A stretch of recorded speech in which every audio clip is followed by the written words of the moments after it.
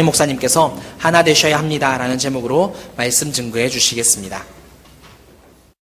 이제 우리 믿음의 고백을 하나님께 드림으로 말씀 앞에 나아가도록 하겠습니다. 하나님 나를 사랑하신다.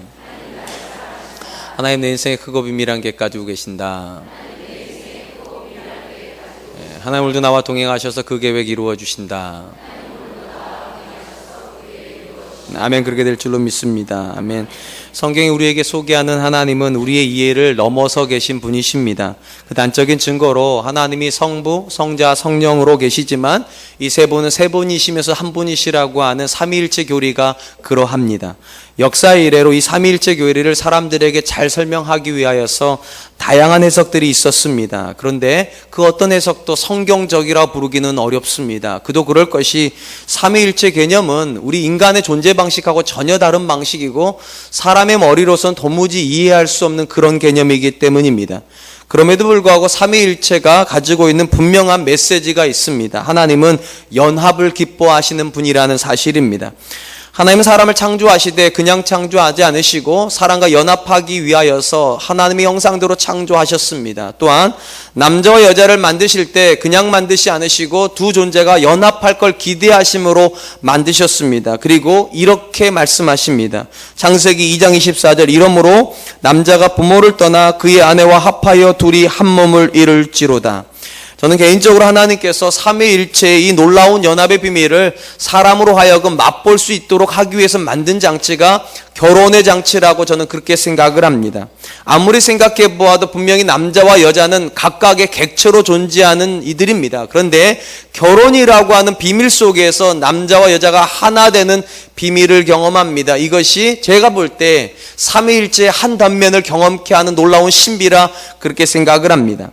이로보건대 하나님의 가장 대표적인 속성 중에 하나는 연합이라면 사탄의 가장 큰 속성은 정반대로 분열이라 할 수 있을 것입니다.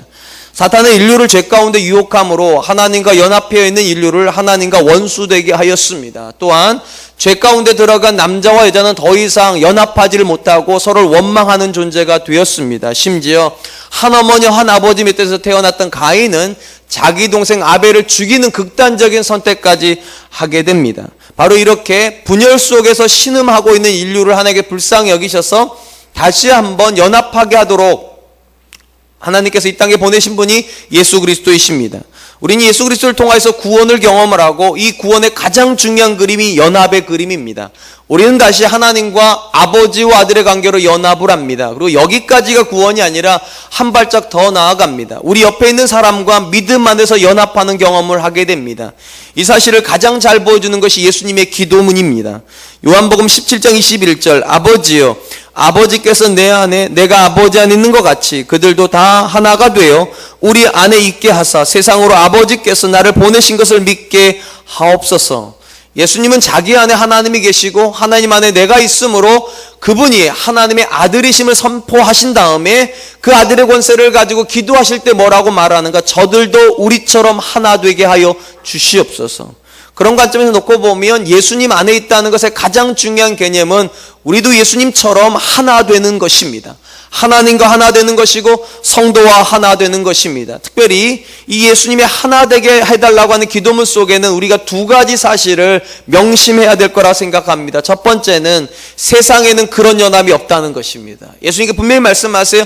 우리가 하나 된 것처럼 저들로 하나가 되어서 예수님이 하나님이 보내신 이들을 세상에 알게 해달라고. 무슨 말인가 하면 세상에 그런 연합이 없기 때문에 성도들이 예수 그리스도에서 온전한 연합을 이룰 때 비로소 알게 된다는 겁니다. 하나님께서 예수님을 보내셔서 저런 연합을 이루게 하신다고. 두 번째로 중요한 사실은 우리가 예수님 믿었다는 사실에서 가장 중요한 개념 중에 하나가 연합이라는 것입니다. 쉽게 말씀드리면 단순히 구원은 교회 오고 가는 개념을 넘어서는 개념이라는 것입니다. 모든 파괴되었던 관계가 예수 그리스도에서 한파여지고 다시 회복되는 그런 그림이 바로 구원의 그림이기 때문입니다. 심지어 지난 수천 년 동안 원수지간으로 지내고 있었던 이방인들과 유대인들이 예수 그리스도에서 만나는 것이 구원이라면 저와 여러분의 삶에서도 예수 그리스도 안에서 남편과 아내는 만나야 될 줄로 믿습니다. 예수 그리스도 안에서 부모와 자녀는 하나 되어야 될 줄로 믿습니다. 그런 점에서 누군가가 구원받았고 누군가가 바른 믿음 안에 있다는 것의 가장 중요한 그림은 그 사람 때문에 가정이 하나 되는 것입니다. 그 사람 때문에 교회가 하나 되는 것입니다. 저는 저와 여러분들이 그런 사람 되었으면 좋겠습니다. 오늘 우리가 살펴보게 될 본문의 말씀은 바로 이 하나됨에 대하여서 하나님께서 바울의 입술을 통하여서 주시는 권면입니다. 1절이 이렇게 시작을 합니다. 그러므로 주 안에서 갇힌 내가 너희를 권하노니 너희가 부르심을 받은 일에 합당하게 행하여. 바울은 4장의 말씀을 시작을 하면서 그러므로라고 하는 접속사를 사용하고 있습니다. 이 그러므로는 1장부터 3장까지 내용과 4장부터 6장까지 내용을 연결하는 굉장히 중요한 역할을 합니다. 여러분들이 바울 서신을 좀 아시는 분들이시라면 바울의 서신은 크게 두 내용을 함축하고 있다는 것을 알게 될 겁니다. 첫 번째 함축하는 내용은 우리는 무엇을 믿는가에 대한 믿음 부분입니다. 그리고 두 번째 부분은 그러면 우리는 어떻게 사는가, 삶에 대한 부분입니다. 일반적으로 바울 서신 이 두 가지가 주로 어떤 단어로 많이 연결이 되는가? 그러므로라고 하는 단어로 연결이 됩니다. 쉽게 말을 하면 우리가 이렇게 믿기 때문에 그러므로 우리는 이렇게 살아야 된다는 겁니다. 사도 바울에게 있어서 믿음과 삶은 절대로 분리가 되지를 않습니다. 믿었기 때문에 삶으로 그 믿음이 드러나야 된다는 것이 바울의 생각입니다. 저는 이것이 우리에게 주는 도전이 굉장히 크다고 생각을 합니다. 왜냐하면 우리의 현실은 어떠한가? 우리의 현실은 그러나의 현실이기 때문입니다. 쉽게 말하면 매주일 하나님 말씀을 들으면 마음으로는 그렇지, 저게 맞지 하고 삶으로 들어가면 그러나 나는 그렇게 못 살지. 아내를 사랑하라는 말을 듣고 설교 시간에는 다짐을 한단 말이죠. 아내에게 잘해야 되겠다고. 근데 가가지고 집에 가서 그 아내 얼굴 딱 보는 순간 그러나 다음 주부터 해야지. 자녀한테 주의 교양과 훈계로 양육해야 되겠다는 다짐을 하고 교회를 떠난단 말이죠. 집에 들어가서 잠자고 있는 자녀를 보는 순간 그러나 나는 못하겠다고. 이게 우리 일반적인 모습입니다. 근데 사도 바울이 지금 뭐라고 얘기를 하는가? 우리가 태초전부터 하나님의 예정과 선택 속에서 또 예수 그리스도의 십자가의 은혜로 그리고 성령의 인치심으로 말미암아 하나님의 자녀가 되었다고 믿는다면 그러므로 성도는 그 믿음에 합당한 삶을 살아야 된다. 사랑과 은혜의 성도 여러분, 전 저와 여러분들의 삶의 고백은 그러므로가 되기를 축원드립니다. 절대로 그러나로 머물지 마세요. 알기는 알겠는데 그것이 틀리지 않았는데 지금은 그렇게 못 살겠다고, 그러나 다음부터 그렇게 해야 되겠다고 그러지 않기를 축원드립니다. 특별히 바울은 에베소 교회 성도들을 향하여 그들을 부르실 때 하나님께서 기대하신 일이 있다는 표현을 쓰고 싶어가지고 합당하게 행하라 이런 표현을 쓰고 있습니다. 무슨 말인가 하면 우리가 일전에도 한번 살펴보았지만 하나님께서 우리에게 주시는 은혜는 값으로 환산할 수 없는 은혜였기 때문에 값없이 주셨습니다. 그러나 은혜의 값은 없을 수는 있어도 목적이 없을 수는 없다고 제가 말씀드렸어요. 하나님은 목적이 있어서 우리에게 은혜를 주시고 그 목적을 오늘 본문에서는 부르심의 일이라고 그렇게 표현을 쓰고 있는 것입니다. 하나님은 우리를 어떤 일로 부르시고 그 일을 할 수 있도록 은혜를 주시는 것입니다. 그리고 바울이 이렇게 말해요. 그 일에 합당하게 행하라고. 이 본문에 나오는 합당하게라고 하는 말은 어울리게라고 하는 뜻을 가지고 있습니다. 쉽게 말하면 저울의 이미지로 생각하면 좋을 것 같아요. 우리를 하나님 자녀로 부르실 때 하나님이 기대하신 일이 있었습니다. 이게 한 축이에요. 그리고 뭐라고 말씀하셨는가? 우리가 살아가면서 이 기대하는 일에 합당한 삶을 옆에다 얹어놔야 된다는 거예요. 그래서 이 두 개가 어울려야 된다고. 하나님이 기대하시는 삶하고 우리가 사는 삶이 어울리는 삶이 그러므로의 삶이에요. 당연히 우리의 삶에서 믿음의 고백이 역할을 해야 됩니다. 우리의 삶에서 하나님의 계획이 실제적으로 우리 삶에서 드러나야 됩니다. 그 말씀대로 살아야 됩니다. 저는 이런 바울의 표현이 우리에게 시사해주고 도전하는 바가 굉장히 있다라고 생각을 합니다. 한번 생각해 보시기 바랍니다. 우리는 수많은 선택의 상황 앞에 놓입니다. 또 수많은 문제 앞에 서게 됩니다. 그때 여러분 한 번이라도 이렇게 생각해 보신 적 있습니까? 이 모든 상황 속에서, 이 모든 문제 속에서 하나님이 기대하시는 행동이 있다, 하나님이 기대하시는 선택이 있다, 한 번이라도 생각해 보신 적이 있습니까? 하나님께서 모든 상황에 그분의 계획을 가지고 계십니다. 그냥 그 상황이 우리에게 온 것이 아닙니다. 그냥 내가 그런 남편 만난 것 아니고, 그냥 그런 아내 만난 것 아니고, 그냥 그런 자녀 만난 것 아니에요. 그 남편을 통하여서 내가 해야 될 일이 있고, 그 아내를 향하여서 내가 해야 될 일이 있고, 그 자녀를 향해서 내가 해야 될 무언가가 있기 때문에 하나님이 저와 여러분을 거기다가 세워놓으신 거죠. 그리고 이렇게 말씀하세요. 내가 기대하는 바에 어울리는 삶을 살으라고. 분명한 것은 세상 사람들에게 이런 기준이 없습니다. 그냥 내가 그 남편 만난 것이고, 죄송해요, 재수없다 보니까 그런 아내의 남편이 된 거죠.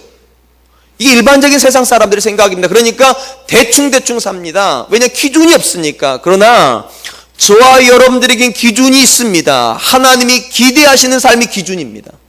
우리가 5장 후반부로 넘어가면 이제 각 족속, 각 사람들에게 하나님 기대하시는 바가 무엇인가가 나와요. 남편들에 대한 기대가 나오고, 아내들에 대한 기대가 나오고, 부모에 대한 기대가 나오고, 상전에 대한 기대가 나오고, 종에 대한 기대가 나옵니다. 여기서는 다 살펴볼 수는 없고요. 일단 남편과 아내에 대한 기준만 좀 얘기해 볼게요. 하나님께서 예수님 믿는 남편들에게, 여러분들이 예수님 믿는 사람이 맞다면 딱 기대하는 삶은 하나입니다. 아내를 사랑하는 삶. 그게 기준입니다.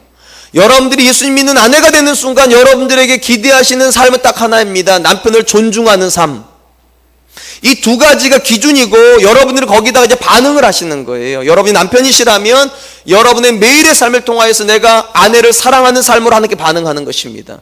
여러분이 아내시라면 여러분들이 남편을 존중하는 것을 가지고 여러분의 믿음을 반응하는 거예요. 그게 합당하게, 그게 어울리게 사는 것입니다. 사랑하는 성도 여러분, 여러분은 어떠하십니까?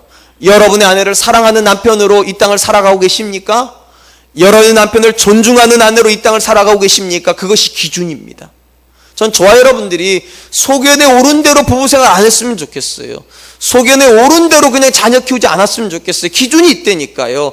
마땅히 이루어내야 될 부부생활이 있고요, 마땅히 성취해야 될 부모 자녀 관계가 있어요. 그것에 합당하게 사는 것이 믿음 생활이에요. 교회에 왔다 갔다 하고 헌금 많이 하는 거가 그게 믿음 생활이 아니라 그건 일부일 뿐이에요. 진짜는 삶이에요. 내 남편은 나 때문에 어떻게 사라지고 있는가? 내 자는 나로 인해서 하나님을 어떻게 만나고 있는가? 내 아는 나 때문에 하나님께 가까워지고 있는가, 멀어지고 있는가? 그게 진짜 믿음이죠. 그리고 바울은 이렇게 말을 합니다. 합당하게 살아야 된다고. 그렇다면 하나님께서 예수 그리스도 안에서 믿음의 고백을 가지고 있는 성도가 살기를 원하는 합당한 삶의 본질의 모습은 무엇입니까? 그 2절로 3절입니다. 모든 겸손과 온유로 하고 오래 참음으로 사랑 가운데서 서로 용납하고 평안에 매는 줄로 성령이 하나 되게 하신 것을 힘써 지키라. 일단 결론부터 말씀드리면 여기 맨 끝에 이렇게 되어 있어요. 성령이 하나 되게 하신 것을 힘써 지키라. 이것이 성도가 이 땅에서 살아야 되는 마땅한 합당한 삶입니다. 하나 되는 것이요. 예수님께서 기도하신 것 그대로 아버지와 아들이 하나인 것처럼 저들도 하나 되게 해주십시오 하는 그거를 우리 삶에서 이루어내는 게 하나님께서 기대하신 삶이고, 이런 삶에 합당한 삶의 고백이 4가지라고 나와 있는 것입니다. 오늘 저는 여러분들에게 이 4가지를 말씀을 드릴 텐데, 여러분이 이 4가지 앞에 내 자신을 비춰보면서 과연 내가 그런 삶의 고백을 가지고 하나 되려고 하는가 한번 돌아보실 수 있었으면 좋겠습니다. 첫째, 성도는 하나됨을 이루기 위해서 겸손해야 된다라고 말을 합니다. 본문에 사용된 겸손이라고 하는 단어의 문자적인 뜻은 마음의 비하입니다. 쉽게 말하면 마음을 낮추는 것입니다. 그러면 상대적으로 상대방 어떻게 되는 겁니까? 상대방은 높아지는 것입니다. 그러니까 나는 낮추고 너를 높이는 것이 하나됨의 가장 중요한 원리라는 것입니다. 그런데 사실 이것이 절대로 쉽지가 않습니다. 왜냐하면 이 본문에 사용되고 있는 이 겸손이라고 하는 말이 어디서 왔는가? 어떤 모양을 따온 건가? 종들이 주인 앞에 굽신굽신거리는 모양을 따온 겁니다. 최근에 부산의 뭐 아파트에서 경비원들에게, 입주민들에게 인사를 시켰다고 그러죠. 이제 일반적으로 경비를 하시는 분들이 연세가 많으신데 60 한 5세 넘으신 분들인데 고등학생이 지나가도 90도 인사를 시켜가지고 무리가 있어가지고 SNS에 올라왔던 거 아마 보신 분 계실지 모르겠어요. 여기 나오는 겸손이 그런 겁니다. 상대방을 향해서 철저하게 나를 낮추는 거. 그래서 일반적으로 헬라 사람들은 이 겸손이라는 단어를 좋아하지 않았답니다. 더더군다나 그 다음에 나오는, 이 이후에 나오는 온유함이라는 단어도 역시 좋아하지 않았대요. 왜냐하면 이것이 다 자기 비하의 개념이기 때문이에요. 그리고 비굴함으로 비춰지기 때문에 절대로 좋아하지 않았습니다. 그런데 바울이 지금 뭐라고 말하는 줄 아세요? 심지어 그런 모습으로 정도까지 낮아져야 된다는 거예요. 그런 모습으로 정도. 그래야지만 하나 될 수 있다고. 그러나 염려하지 마십시오. 성경이 말하는 겸손은 절대로 자기 비하거나 자기 비굴함이나 열등감의 표현은 아닙니다. 다 이건 믿음의 표현입니다. 여러분 구약 성경에 보면 겸손이라고 한 단어가 가장 밀접하게 관련이 있는 것은 하나님을 경외함입니다. 하나님을 경외하기 때문에 겸손한 겁니다. 대표적인 두 구절이 이렇습니다. 잠언 15장 33절 여호와를 경외하는 것은 지혜의 훈계라 겸손은 종교의 앞잡이니라. 잠언 22장 4절 겸손과 여호와를 경외함의 보상은 재물과 영광과 생명이니라. 이 두 구절에서 우리가 알 수 있는 것, 하나님을 경외하는 것과 겸손은 붙어있는 개념이라는 것입니다. 왜 이게 붙어있는가? 아주 간단합니다. 여러분, 하나님을 경외한다는 것의 본질이 무엇입니까? 하나님을 살아계심을 인정하는 것이고요. 두 번째, 그분이 주인이심을 인정하는 것입니다. 내가 만나고 있는 모든 사람에게 주인은 하나님이십니다. 내가 만나는 모든 상황을 통제하시는 분도 그 하나님이십니다. 겸손은 무엇인가? 하나님이 하나님 되시록 내가 뒤로 빠지는 것입니다. 내가 내 남편을 주장하지 않는 거예요. 왜냐? 하나님이 주인이시니까. 내가 내 아내를 주장하지 않는 거예요. 왜냐하면 하나님이 주인이시니까. 내가 내 자녀를 향해서 목소리 높이지 않는 거예요. 왜냐하면 하나님이 주인이시니까. 그래서 여호와를 경외하는 사람은 절대적으로 겸손합니다. 왜냐? 내가 주인이 아니니까요. 사랑하는 남편들이요, 아내들에게 지난 한 주간 동안 겸손하게 사랑하셨죠? 하나님이 주인이시니까. 사랑하는 아내들이 여러분 남편들을 존중하셨죠? 하나님이 주인이시니까. 자녀들을 향하여서 엄마 말 들어, 아빠 말 들어 이러 하기 전에 하나님이 주인심을 고백하는 마음으로 자녀를 향하여서 따뜻하게 품어주셨죠? 하나님이 정말로 주인이시라면, 하나님이 정말로 우리 인생의 주인이 맞다면 겸손해야 된다는 겁니다. 내가 그 사람 인생을 쥐락펴락하면 안 되는 거죠. 신약 개념도 역시 마찬가지입니다. 신약에서 겸손의 그림을 가장 잘 보여주신 분은 예수님이십니다. 예수님께서 어떻게 하셨는가? 빌립보서 2장 6절로 8절입니다. 그는 근본 하나님의 본체시나 하나님과 동등됨을 취할 것으로 여기지 아니하시고 오히려 자기를 비워 종의 형체를 가지사 사람들과 같이 되셨고 사람의 모양으로 나타나사 자기를 낮추시고 죽기까지 복종하셨으니 곧 십자가에 죽으심이라. 여러분, 예수님께서 보여주시는 겸손은 일단 열등감은 아닙니다. 절대로 그분이 힘이 없거나 그분이 열등한 존재이기 때문에 겸손한 게 아니죠. 오히려 반대입니다. 자기 자존감이 분명하십니다. 하나님의 아들이란 자존감이 확실하니까 낮아져도 아무 불편함 없으신 거예요. 왜 우리가 겸손을 불편하게 느낍니까? 자존감이 없기 때문이죠. 그래서 내가 낮아지면 사람들이 나를 이제 하대할까봐, 부족한 사람 취급할까 못 낮아져요. 근데 예수님 놀랍게도 확실하세요. 하나님의 아들이라는 정체성이 확실하니까 확실히 낮아지시고 그 겸손을 통해서 이루시려고 하는 목적이 하나가 있어요. 하나님의 뜻이요. 하나님의 뜻을 이루려고 겸손하신 것입니다. 쉽게 말하면 신약 성경에서 성도가 겸손한 이유는 딱 하나입니다. 내 뜻을 이룰 생각이 없기 때문에요. 내 뜻을 이루려면 내 주장을 해야죠.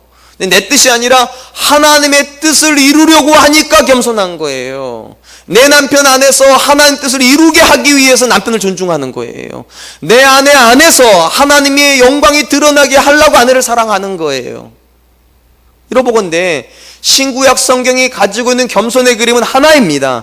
하나님이 주인이시라는 그림이에요. 그리고 당연히 주인의 뜻이 이루어지기를 원하기 때문에 내 생각을 내려놓는 거예요. 내 고집을 내려놓는 거예요. 어느 정도까지? 종의 모습으로까지 내려놓을 수 있어야 된다는 거예요. 사랑하는 성도 여러분, 우리 아내들 중에 남편보다 열등한 아내는 거의 없을 것 같습니다. 요즘은 여자들이 훨씬 똑똑한 것 같아요.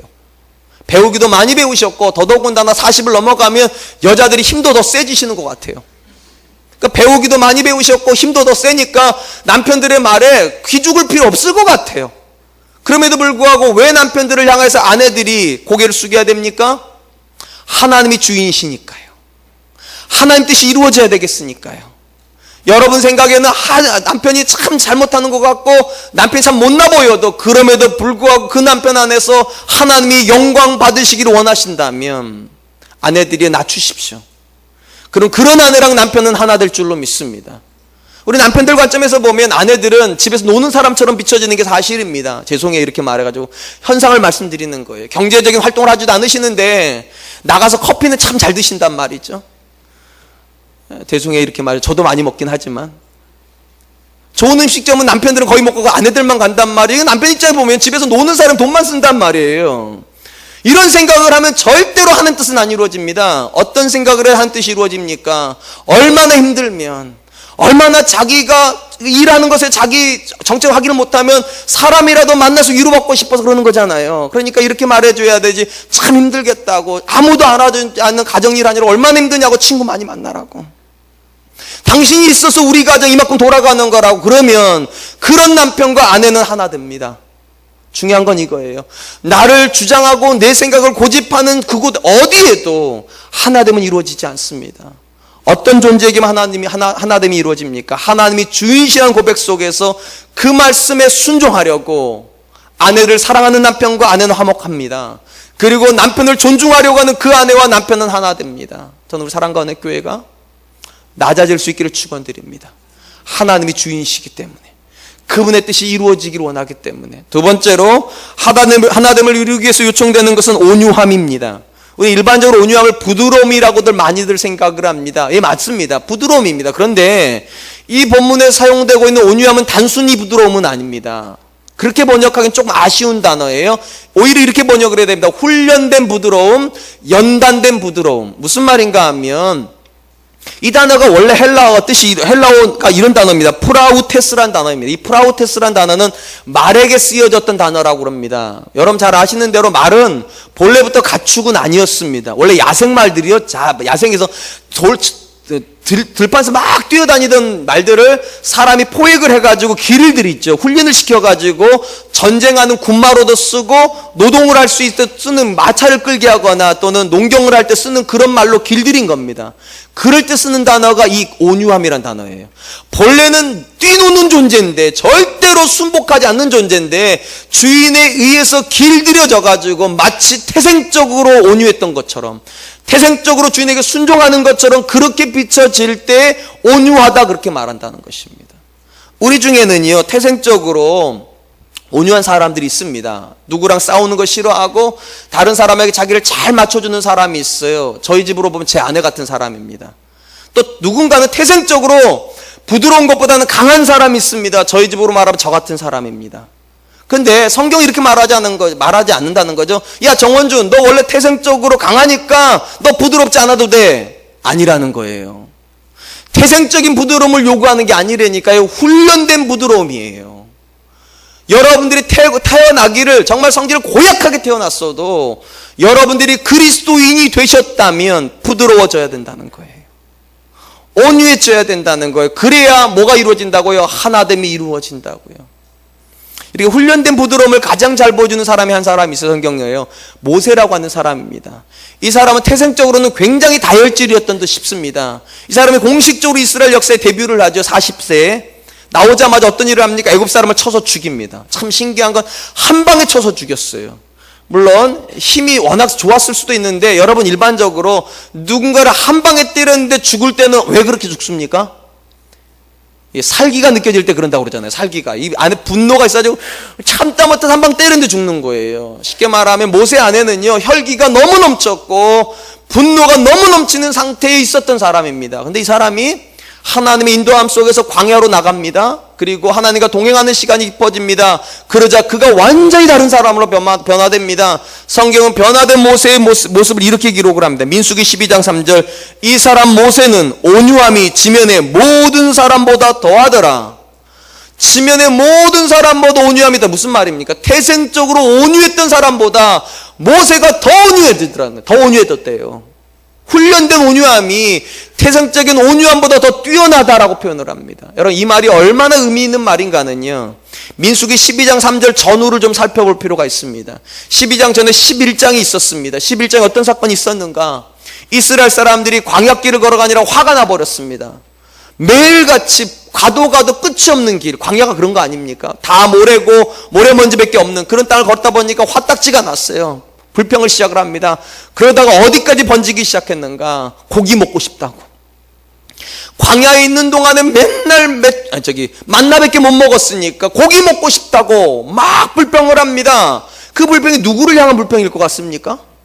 사실 실질적으로는요, 그러니까는 사실 그 모든 일의 책임은 하나님 지셔야죠. 광야로 모신 분이 하나님이신가. 그런데 진짜 실질적인 책임은 누구에게 있습니까? 모세에게요. 데리고 나왔잖아요. 그러니까 지금 모세한테 들으라고 하는 거예요. 들으라고. 왜 우리끼리 생고생 시키냐고. 우리가 나가고 싶다고 했냐고. 애굽에 있을 때는 가마 겉에서 고기라도 먹었는데 지금은 고기도 못 먹는다고. 모세가 하나님 앞에 기도하잖아요. 하나님, 차라리 날 죽여달라고. 내가 저들을 낳았냐고. 왜 나한테 이러냐고 도대체. 내가 뭐 잘못했다고 이러냐고. 하나님께서 모세를 긍휼히 여기시죠. 그래서 어떻게 하십니까?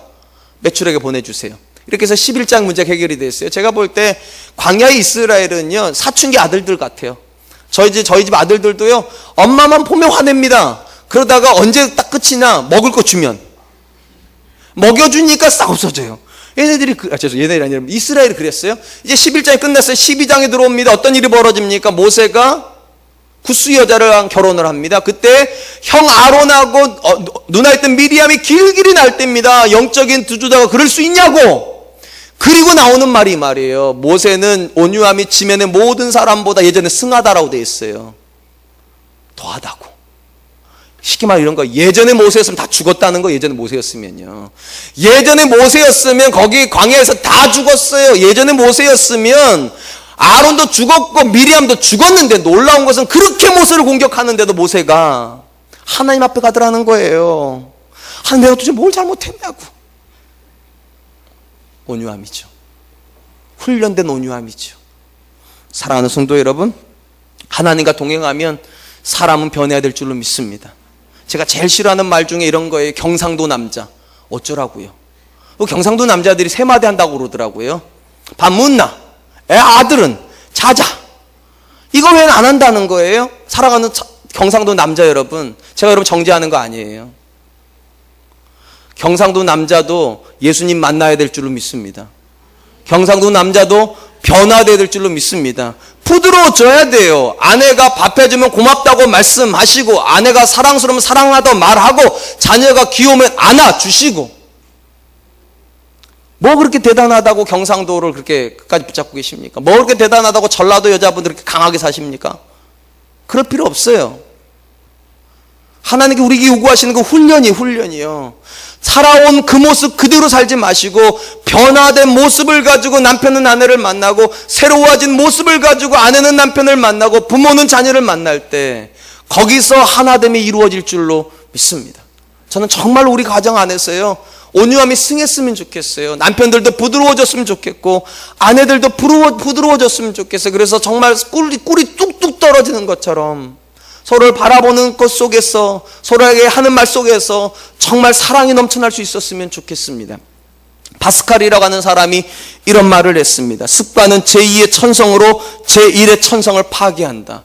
습관은 제2의 천성으로 제1의 천성을 파괴한다. 이걸 오늘의 말씀을 바꾸면 이런 겁니다. 하나님은 습관적이십니다. 습관이라고 해서 하나님은 우리의 제1의 천성을 파괴하실 수 있는 분이십니다. 우리를 전혀 새로운 존재로 바꿀 수 있어요. 분노가 가득했던 모세를 지면의 어떤 사람보다 온유한 사람으로 바꿀 수 있으셨다면 하물며 왜 우리는 못 바꾸겠습니까? 아니, 왜 우리는 안 바뀌어야 하겠습니까?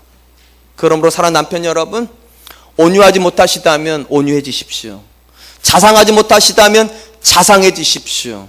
분노가 많으시다면 꺾이십시오. 하나님께서 기대하시는 것은 우리 때문에 아내들이 행복한 것입니다. 사랑하는 아내들이요, 태생적으로 여러분 애교가 없습니까? 오늘부터는 애교가 있으십시오. 남자들이 여러분들에게 기대하시는 거 별거 없습니다. 들어오면 교태를 부리는 겁니다. 여보 너무 고생했다고, 이 자리 좀 앉으라고, 아무것도 하지 말라고, 그냥 여기 앉아있으라고, 너무 수고했다고, 내가 오늘 당신한테 위해서 풀 서비스, 음식부터 청소까지 내가 다 해냈다고, 그냥 앉아서 help yourself 하라고, 마음껏 먹고 편히 쉬라고, 당신이 있어서 우리가 존재한다고. 그럼 어렵습니까? 어렵죠. 저도 알아요. 그거 태생적으로 하면 어렵죠. 그런데 성령의 감동으로 그거 못하시겠습니까? 하나님께서 그걸 원하시는데 그거 못하시겠습니까? 사랑하는 성도 여러분, 온유해지십시오. 근데 태생적인 온유함은 아닙니다. 훈련된 온유함이요, 연단된 온유함이요. 거기 안에서 부모와 자녀는 만나질 것이고, 거기 안에서 부부는 만나질 줄로 믿습니다.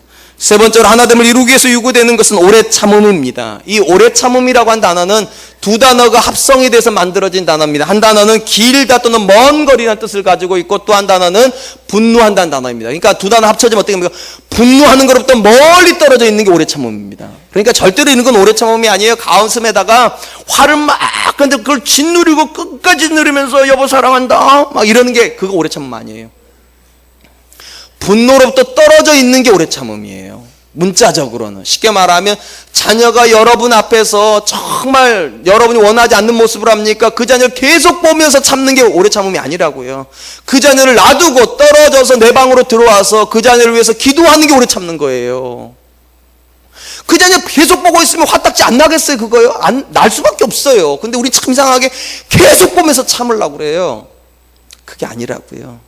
분노로부터 멀리 떨어져 나오는 거예요. 그게 오래 참음이에요. 여러분, 왜 우리가 오래 참아야 됩니까? 근본적으로 한번 생각해 보세요. 우리가 예수님 믿는다고 해서요, 하루아침 바뀌지 않습니다. 예수님 남편이 하루아침 바뀌지도 않고요, 예수님 믿는 아내가 하루아침 바뀌지도 않아요. 여전히 다른 배경 가지고 있고, 여전히 다른 생각 가지고 있고, 여전히 다른 가치관을 가지고 있어요. 그 사람이 변화되는데 시간이 필요해요. 그래서 오래 참아야 되는 거예요. 삽시간에 바뀌는 거라면 필요 없어요. 참는 게요. 근데 놀라운 것은 하나님은 서서히 바꾸세요. 40의 모세가 달라지는데 무려 80년이 필요했다니까. 80년이요. 오랜 시간이 필요해요. 근데 문제는 이것입니다. 우린 그 오래 참이 잘 안 된다는 거예요. 왜 오래 참이 잘 안 됩니까? 우리 안에요, 다른 것에 대한 불편함이 있습니다. 우리 일반적으로 그렇게 한다고 그러잖아요. 다른 것을 다른 거라고 인식을 하지 않고 다른 것을 틀렸다고 인식한대잖아요. 남편이 볼 때 아내가 나랑 달라요. 나는 국이랑 밥을 먹어야 되는데 아내는 국을 자꾸 안 해요. 왜 안 하는가? 어릴 때 국을 안 먹어와가지고. 그럼 어떻게 생각해요? 남편 입장에서는 아내가 틀린 거예요. 사람이 국이랑 먹어야지. 아내 입장에서는 남편도 틀린 거예요. 국을 먹으면 위장병 걸린다는데 자꾸 국 먹는다고. 누가 옳은 거예요? 이거 옳은 거 아니죠? 그럼 누가 틀린 거예요? 틀린 거 아니죠? 그건 다른 거죠. 근데 이상하게 우리는 다르면 굉장히 불편합니다. 그러니까 당장 고쳐놓으려고 그래요. 남편은 아내를 고치려고 그러고, 아내는 남편을 고치려고 그러고, 부모는 자녀를 고치려고 그래요. 근데 성경 뭐라고 말하는가? 우리는 사람을 못 고친다는 거예요. 우리는 사람을 못 고칩니다. 누가 고치십니까? 하나님이요. 하나님이 고치신다는 믿음이 있으면 오래 참으라는 거예요. 내가 바꿔놓으려고 해도 못 바꿔놓는 그 남편을 하나님이 반드시 그분의 계획 속에서 바꿔놓으실 거예요. 여기서 아멘 하는 게 참 좋아요, 아내들. 내가 절대로 못 바꿔놓는 남편, 아니 아내, 하나님께서 바꿔놓으세요. 그게 우리 믿음의 고백이에요. 내가 할 수 없는 그 일을 하나님이 반드시 해내신다고. 더더군다나 여러분, 왜 우리가 오래 참아야 됩니까? 내 생각에는 그 아내가 틀린 것 같고 내 생각엔 그 남편이 틀린 것 같은데 하나님이 그 남편 그 아내를 받아주셨어요.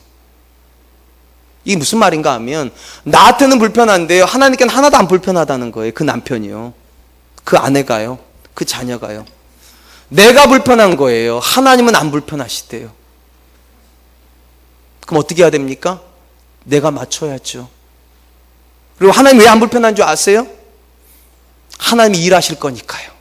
그 사람을 바꿔놓으실 거니까.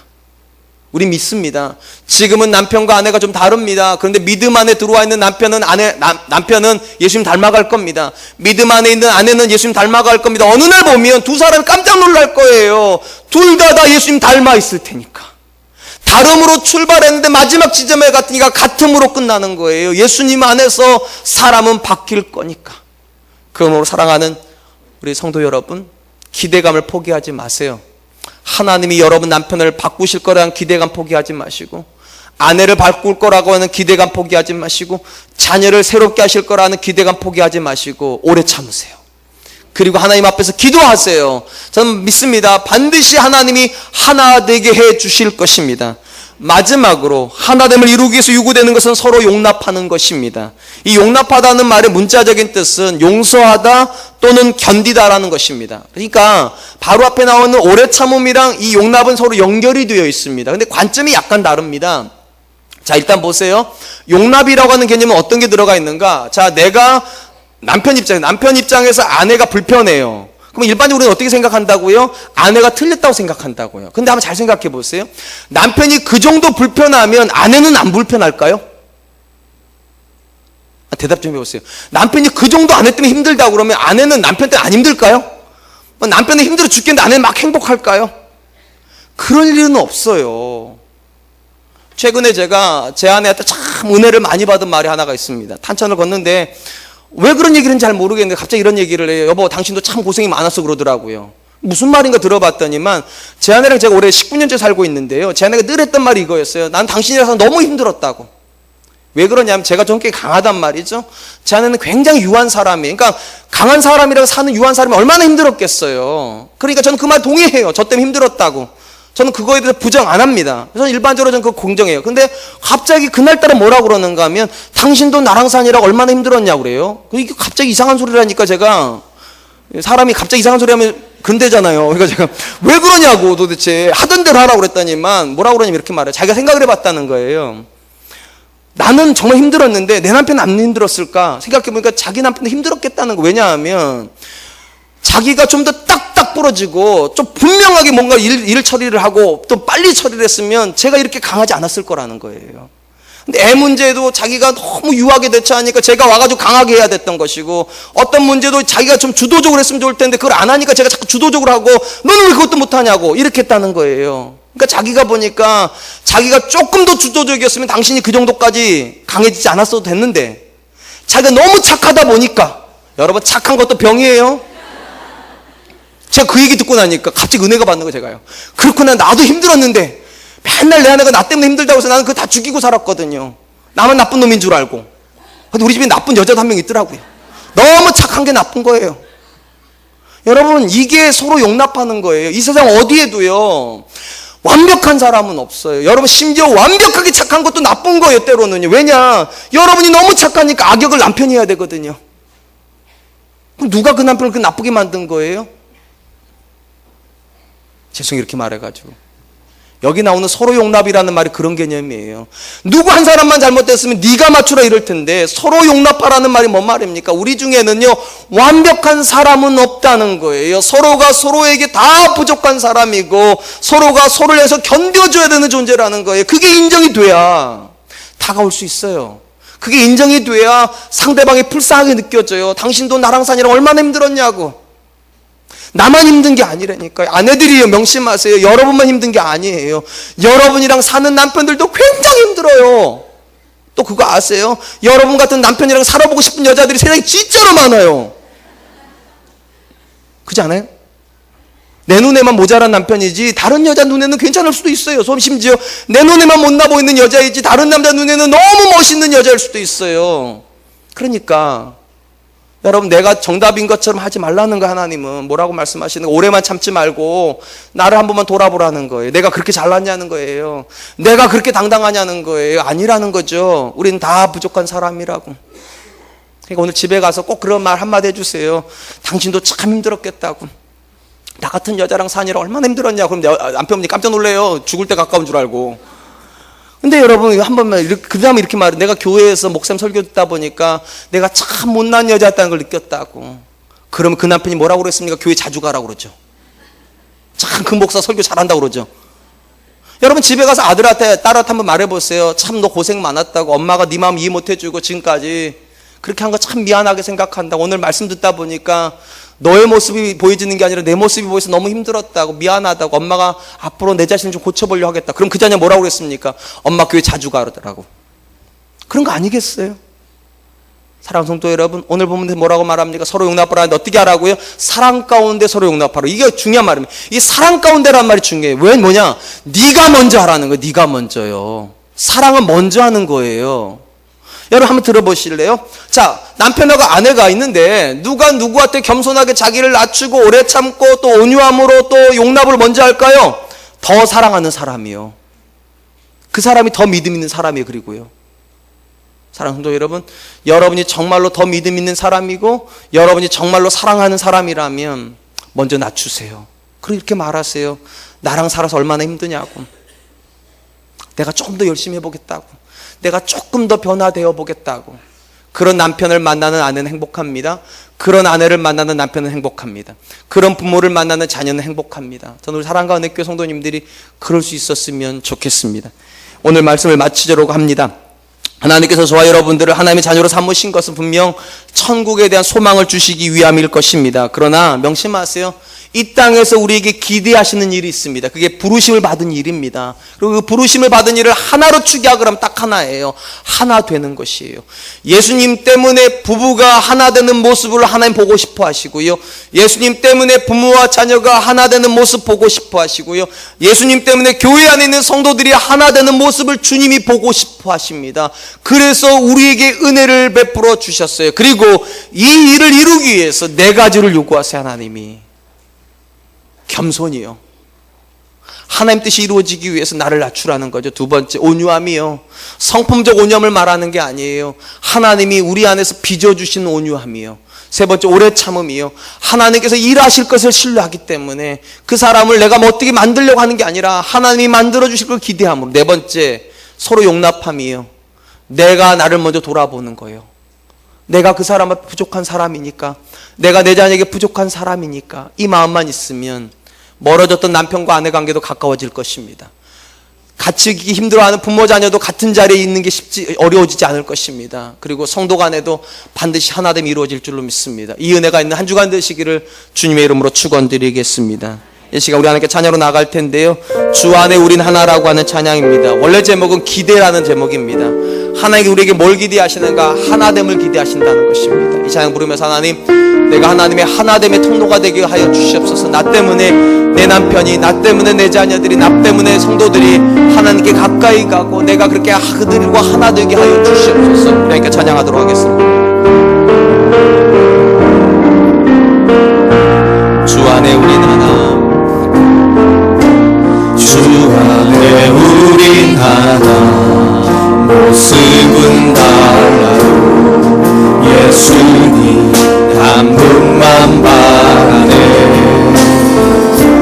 사랑과 선행으로 서로를 격려해 따스함으로 보듬어가리.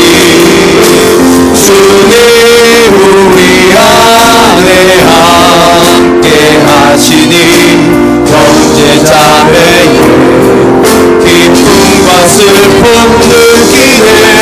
내 안에 있는 주님 모습 보내 주님 기뻐하시네.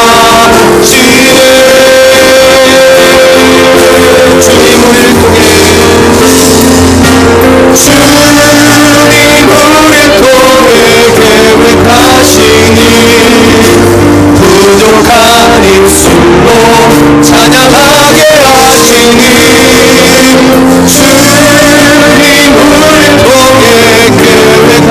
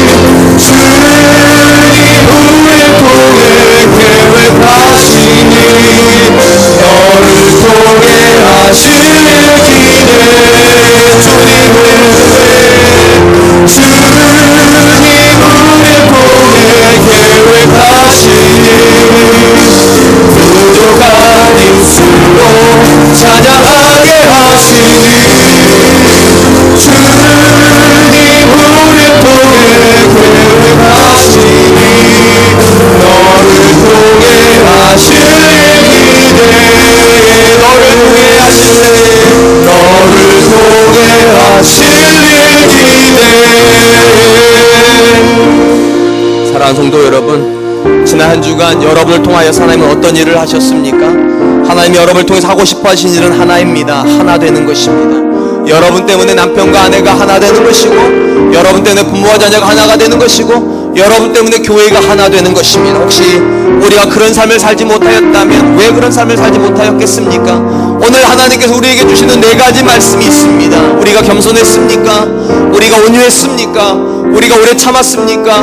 우리가 서로 용납하였습니까? 하나님, 이 4가지 앞에 내가 서서 부끄러웠다면 하나님 새롭게 빚어주시옵소서. 하나님, 겸손하게 하여 주시고, 온유하게 하여 주시고, 오래 참게 하여 주시고, 서로 용납하게 하여 주시옵소서. 우리 가정이, 우리 교회가, 우리 공동체가 그렇게 되기를 원합니다. 주님 도와주시옵소서. 우리 같이 한번 기도하도록 하겠습니다.